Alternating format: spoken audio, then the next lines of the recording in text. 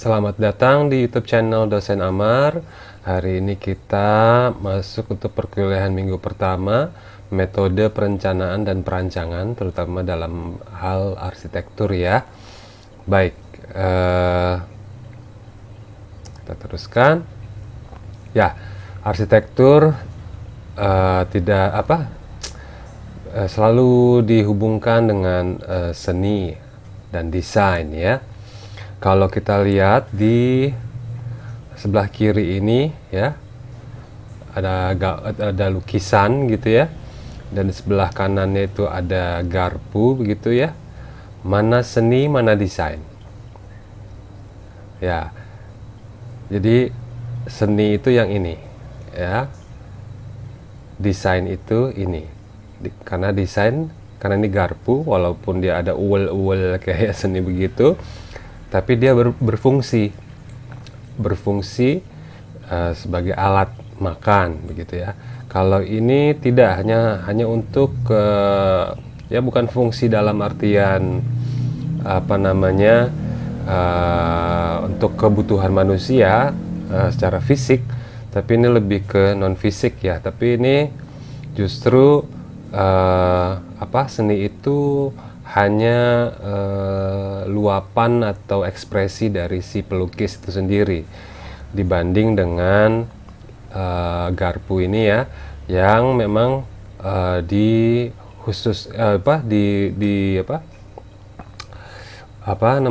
untuk semua orang gitu ya, digunakan untuk semua orang begitu. Kalau ini biasanya kalau kita lihat lukisan ini yang mengerti hanya si senimannya atau pelukisnya. Kalau di sini kita tahu ini adalah garpu dan kita tahu apa gunanya. Kalau ini tidak, hanya seniman yang tahu apa ini dan tentang apa ini. Jadi banyak, kalau yang seni itu pasti banyak persepsi ya. Kalau ini jelas nih persepsinya cuma satu, yaitu garpu untuk makan. Kalau ini persepsi orang bisa beda-beda. Ada orang menangis, ada orang apakah dia orang ketakutan, atau ini perempuan atau laki-laki, dia sedang bagaimana. Ini biasanya persepsi orang beda-beda. Begitu ya.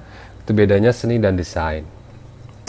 Ya, kalau kita lihat ya, seni pada dasarnya arsitektur dan desain itu masuk di keilmuan seni sebenarnya, tapi dia masuk di seni terapan, bukan di seni murni ya. Seni murni seperti seni lukis, patung, grafis, keramik, kriya ya, kerajinan begitu. Nah, di sini ada seni terapan, di situ ada desain dan ada kriya.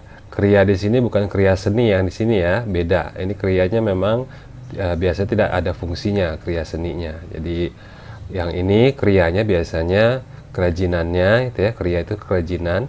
Itu dia ada fungsinya, misalnya kayak tekstil gitu ya. Ada juga batik ya. Ada juga anyaman yang ada fungsinya. Kalau ini tidak ada fungsinya dan hanya si seniman yang tahu. Nah, arsitektur itu adalah salah satu dari desain ya. Nah, itu bersama dengan desain produk, desain interior, desain komunikasi visual, dan lain-lain. Jadi, arsitektur berbicara tentang desain begitu, dan pasti berhubungan dengan seni juga di situ ya. Dia juga memakai keilmuan seni dan pengetahuan seni murni untuk supaya mendesain sebuah bangunan yang punya nilai yang kita pakai ya. Keilmuan seni itu kita pakai dalam menyelesaikan masalah dalam desain bangunan begitu ya. Bangunan maupun nanti secara arsitektur secara luas begitu ya. Ya, kalau kita lihat seni itu bisa kita tarik kesimpulan, dia itu subjektif untuk diri sendiri, yaitu untuk diri si seniman.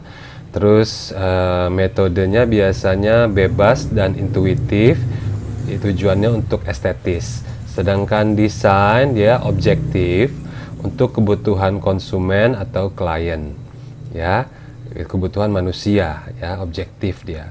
Terus dia punya metode ilmiah yang sistematis. Nah, kalau ini kan seni itu bebas dan intuitif, terserah senimannya. Kalau ini tidak bisa terserah si arsiteknya atau desainernya.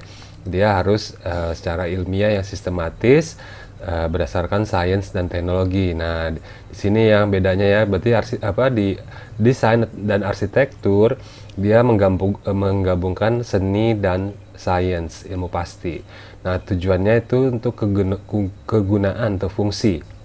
Nah, seni juga digunakan sebagai alat atau metode untuk mendesain, bukan metode, pengetahuan dalam mendesain, dalam menyelesaikan masalah arsitektural gitu.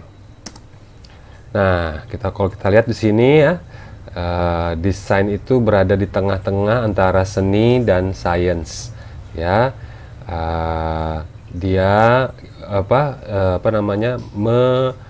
secara holistik ya, dia lengkap gitu ya, seni dan dari ilmu pasti atau sains. Nah, dengan begitu sebenarnya sebagai arsitek nanti kalian adalah manusia yang holistik, manusia yang sempurna kalau bisa dibilang begitu, arsitek itu ya. Kita ada ilmu pastinya, ada juga ilmu keseniannya. Kita pakai dua-duanya, pengetahuan dua-duanya dari seni dan sains ini dalam menyelesaikan masalah desain begitu. Nah, supaya kalian ketahui ya, biasanya dalam mendesain atau merancang sebenarnya, tapi biasanya ada dua tahap general, yaitu perencanaan dan perancangan. Nah, biasanya dalam bahasa Inggris itu planning, kalau perancangan itu design gitu ya. Dalam kita merancang itu perlu perencanaan gitu. Dalam merencanakan itu nantinya kita bawa ke perancangan. Itu adalah tahap-tahap atau langkah dalam desain atau arsitektur begitu ya. Nah, misalnya nih untuk analoginya saya coba supaya kalian lebih mengerti ya. Misalnya resep membuat donat ya. Nah, di sini kan ada cara mempersiapkan bahan-bahan ya. Nah, ada bahannya ini diukur pasti 250 gram tepung terigu ya, bukan 300, bukan 500. 2 bungkus susu denko gitu, bubuk putih ya, tidak 3 bungkus, tidak 2,5 bungkus. Jadi ini terukur nih secara sains nih ya. 1 buah kuning telur, jadi terukur semuanya. Nah, ini yang disebut dengan perencanaan atau planning. Sedangkan ini cara membuat donatnya, itu siapkan air hangat dan masukkan dan terus sampai akhirnya digoreng dan sampai disajikan. Ini yang disebut dengan perancangan. Kita merancang si donat. Nah, yang tadi mempersiapkan itu kita merencanakan apa yang kita akan nanti mau rancang begitu ya. Nah, itu perbedaan antara perencanaan dan perancangan. Nah, jadi kalau kita bisa lihat, kita kembali lagi tadi tentang hubungannya dengan seni dan sains.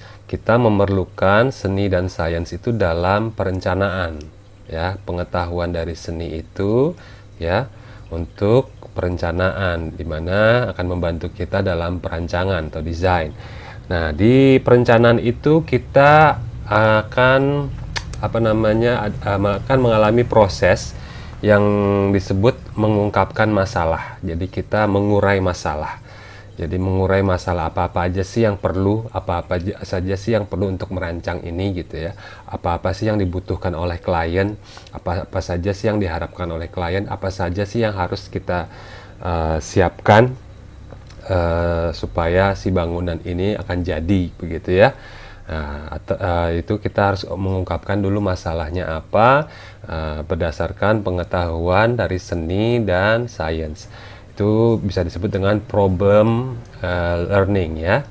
Sedangkan pada saat perancangan, setelah kita mengungkapkan masalah, kita dapat data-data yang kita perlukan, ya, bahan-bahan yang kita perlukan, ya, data-data atau bahan-bahan yang kita perlukan untuk merancang, yaitu dengan cara menyelesaikan masalah tadi. Kita sudah mengungkapkan masalah, ya, terus kita selesaikan atau bisa disebut dengan problem solving. Tadi kan problem learning, kita amati. Nah, terus kita dapatkan masalahnya, ya. Masalah nggak selalu negatif di sini, ya. Jadi masalah itu bisa apa saja gitu, tidak harus sesuatu yang salah, gitu. Misalnya adalah kita butuh data, mataharinya di sini ada di sebelah mana gitu, ya, atau udara di sini temperaturnya berapa begitu. Suhu temperaturnya berapa. Nah, itu kita butuhkan secara sains, ya. Atau gimana ya supaya bangunan ini terlihat bagus secara estetis. Nah, di situ kita harus tahu pengetahuan tentang seni. Berarti kita buka-buka tentang komposisi ruang, ya, atau komposisi bangunan atau komposisi masa bangunan yang kalian belajar di estetika bentuk. Bagaimana pengetahuan apa tentang bagaimana mengorganisir ruang, atau bagaimana kita menciptakan sirkulasi ruang yang tepat. Nah, ini juga kita pelajari pada saat teori arsitektur, ya. Itu yang kita pakai. Jadi estetika bentuk dan teori arsitektur itu adalah keilmuan seni yang kita gunakan dalam menyelesaikan masalah. Sedangkan sains, ya, misalnya temperatur, bagaimana kondisi tanah, bagaimana kondisi air, bahan apa saja yang cocok di sini gitu, di lingkungan ini begitu, ya. Terus bagaimana lingkungan sekitarnya kita ukur, ya. Nah, itu kita mengungkapkan masalah. Nah, sudah ada banyak masalah, data-data atau bahan-bahan nih, ya, kita selesaikan masalah ini. Gimana caranya untuk merancang bangunan yang sesuai begitu, ya, yang baik begitu, menyelesaikan masalah gitu. Nah, kita kembali lagi dengan yang membuat donat, ya. Jadi misalnya donat yang biasa itu donat yang seperti ini, ya. Nah, kalau kita hanya mengulang dari resep yang ada, itu kita meniru atau copy paste gitu, ya. Itu belum masuk ke tahap namanya desain. Itu belum desain namanya. Itu baru meniru. Dan namanya desain itu harus kreatif. Kreatif tuh dari kata kreasi itu menciptakan. Jadi membuat dengan kreasi yang baru, ya. Nah, ini sebenarnya kita akan sampai di sini adalah kreasi di sini, ya. Tapi sebenarnya kita boleh untuk yang kalian bisa dalam arti untuk belajar, ya, untuk mahasiswa, modifikasi. Misalnya kita lihat yang resepnya ini, mungkin kita modifikasi. Misalnya kita modifikasi, ya, toppingnya kita ubah misalnya, ya, toppingnya mungkin lain gitu, ada yang rasa stroberi, ada rasa coklat, ada pakai kacang begitu, ya. Atau modifikasi bentuknya nggak harus bulat atau bundar begitu, ya, bisa bentuknya love atau segitiga begitu, ya. Atau bahannya kita pakai bahan lain, misalnya seperti donat kentang gitu, ya, dari kentang maupun dari pisang gitu, donat dari pisang gitu. Nah, itu modifikasi namanya, ya. Ingat itu, ya, bedanya modifikasi dengan kreasi. Nah, ini namanya modifikasi. Jadi kalian hanya menambahkan atau mengurangi gitu, ya, dari yang sudah ada gitu. Nah, kreasi kita menciptakan sesuatu yang baru. Ini yang disebut dengan kreatif. Kalau ini belum kreatif ini sebenarnya. Ya, ini yang suka salah kalian pahami, atau secara umum orang awam, ya, begini tuh disebut kreatif padahal bukan gitu. Dengan dikasih ornamen itu dibilang kreatif. Enggak, itu bukan kreatif sebenarnya.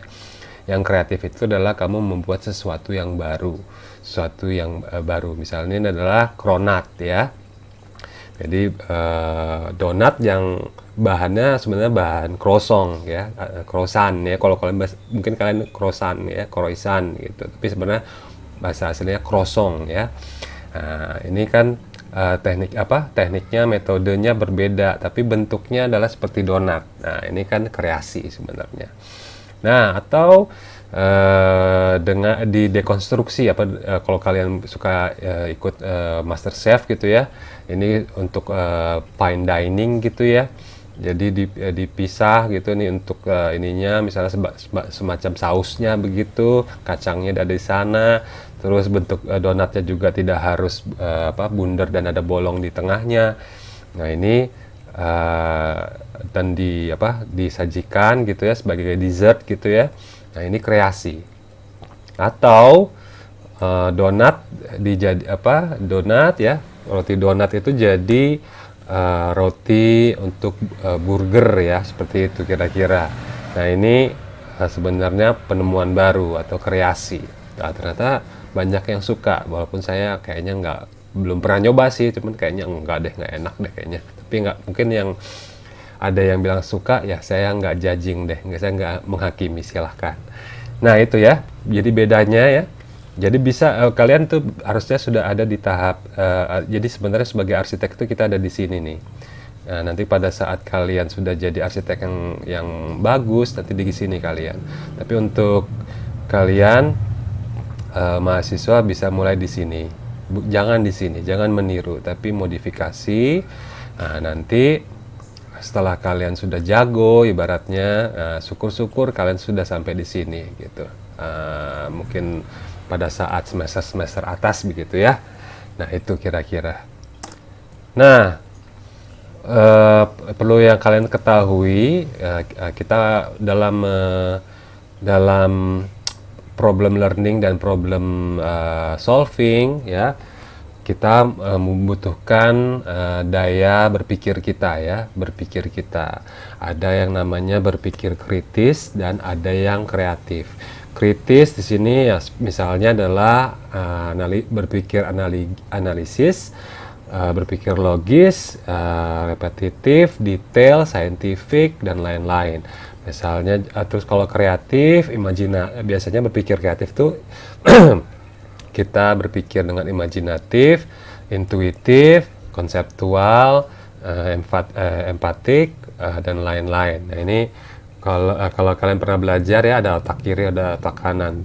Walaupun sebenarnya dalam realitanya tuh tidak ada namanya otak kiri, otak kanan. Semuanya otak kita sebenarnya ada yang bersifat analitik, ada yang bersifat kreatif, ada yang emosional, ada yang intelektual gitu ya. Tapi ini adalah untuk keperluan keilmuan psikologi aja sebenarnya. Nah, berarti ada bagian dari otak kita itu untuk berpikir secara intelektual, ada otak kita yang kita gunakan untuk berpikir secara emosional ya begitu. Nah untuk berpikir kritis, kita itu adalah berpikir divergent namanya ya. Kita mengurai, menganalisis gitu. Analisis itu mengurai. Kalau misalnya kita urai, ini bahannya kita copot-copot dulu, itu mengurai masalah. Oh ini ada masalah seperti itu. Kita urai semua masalahnya apa aja sih, gitu ya. Itu berpikir kritis ya. Kita menganalisis, oh ya begitu. Nah, kalau berpikir kreatif itu kita disebut dengan berpikir konvergen, yaitu mengambil kita justru dari data yang tadi banyak atau yang sudah diurai tadi, kita mengambil keputusan desain. Apa yang kita mau selesaikan dari data-data ini. Nah, itu dengan satu jawaban begitu ya, ibarat satu desain begitu ya, mengambil keputusan gitu. Nah itu dia.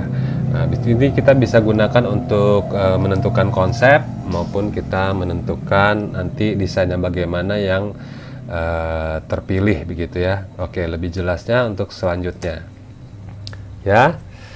Jadi di sini di perencanaan itu ya, dalam mengungkapkan masalah atau problem learning ya, kita harus berpikir kritis. Nah, dalam perencanaan itu kita berpikir kritis. Sedangkan pada saat perancangan kita dalam menyelesaikan masalah ya, dalam artian mau mengambilkan keputusan desain, kita berpikir kreatif. Nah, ini kalau kita sambungkan tadi ya, ini adalah cara berpikir dan juga hubungannya dengan tahap-tahap dalam mendesain ya, dalam mendesain arsitektur begitu ya. Nah, jadi untuk perencanaan ya, biasanya kita masuk di tahap namanya programming. Di sini kita berpikir kritis. Nah, di sini kita berpikir divergent. Pada saat kita menentukan konsep, di situ kita berpikir kreatif atau berpikir convergent dalam menentukan konsep desain.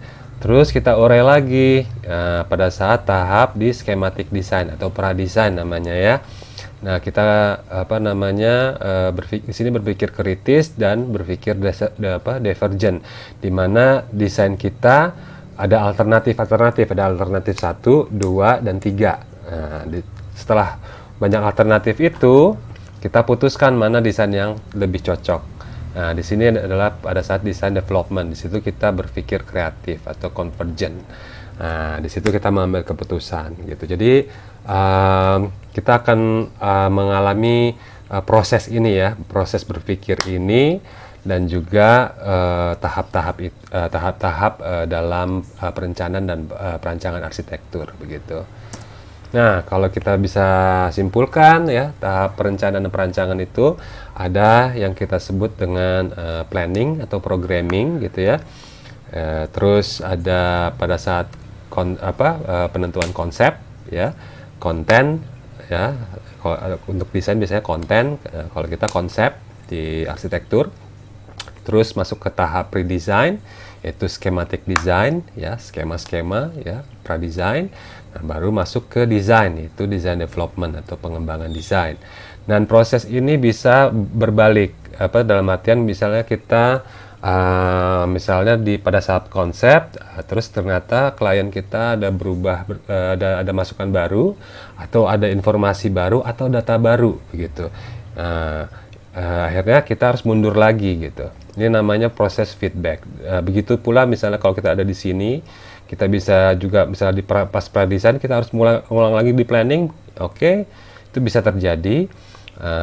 Atau desain kita ngulang lagi, feedback lagi ke konsep misalnya, atau malah kita mundur sama sekali dari awal. Nah, ini biasanya kita sebut dengan feedback. Nah, ini biasanya pada saat kalian studio perancangan arsitektur, makanya ada proses asistensi kan, dan disuruh revisi. Nah, inilah yang disebut dengan proses feedback, di mana ya kalau misalnya dianggap adalah asdos kamu itu, asisten dosen kamu itu seakan-akan adalah klien. Dia punya masukan, dia punya info baru, dia punya data baru, dan diminta revisi. Nah, itu adalah proses feedback. Jadi sebenarnya jangan bosan dengan asisten, jangan takut dengan asistensi begitu ya.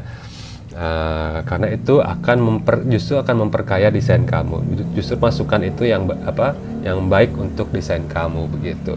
Kalau kamu takut, tidak ngikutin, tidak mau asistensi, nah, desain kamu ya sudah pasti tidak bergerak. Hanya itu pasti kalau ada klien udah saya nggak mau lagi sama kamu, saya nggak bayar.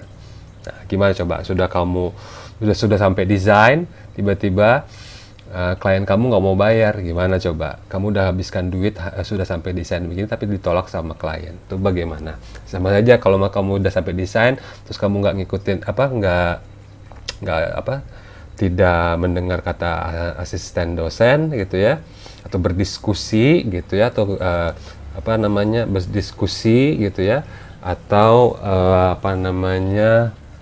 bukan berdebat ya, jangan disamakan dengan debat, sebenarnya berdiskusi terus, tapi secara kritis juga. Kalaupun asdos itu memberikan masukan, kalian juga kalau ada yang salah ya kalian bisa benarkan gitu, atau bisa kalian ini kan, jadi diskusi gitu sampai akhirnya kalian dengan asdos itu atau dengan klien akhirnya sepakat yang ini gitu. Ya udah begitu. Jadi jangan pernah takut dengan asistensi, itu adalah lumrah dalam proses desain. Apa jadi kerjaan ya, emang begitu prosesnya, mau apa lagi.